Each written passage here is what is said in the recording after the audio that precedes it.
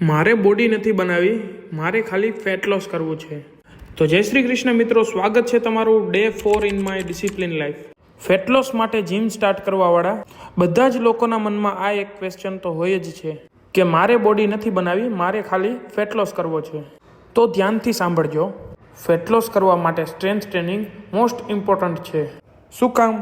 તો એ હવે સમજાવું કે તમે જ્યારે માત્ર ને માત્ર કાર્ડિયો કરીને ફેટ લોસ કરો છો તો તમારો ફેટ લોસ તો થાય છે, પણ સાથે સાથે તમારું મસલ લોસ બી થાય છે અને તમારી પાચન શક્તિ અને રોગ પ્રતિકારક શક્તિ પણ ઘટી જાય છે. કાર્ડિયોની સાથે સાથે સ્ટ્રેન્થ ટ્રેનિંગથી ફાયદો એ થાય છે તમારી પાચન શક્તિ અને રોગ પ્રતિકારક શક્તિ પણ વધે છે.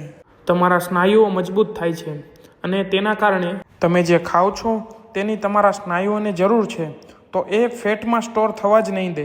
ફેટ સ્ટોર જ ત્યારે થાય છે જ્યારે તમે તમારા શરીરની જરૂરિયાતથી વધારે કેલેરી લ્યો છો.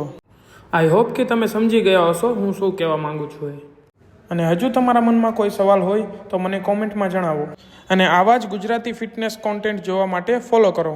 જય શ્રી કૃષ્ણ.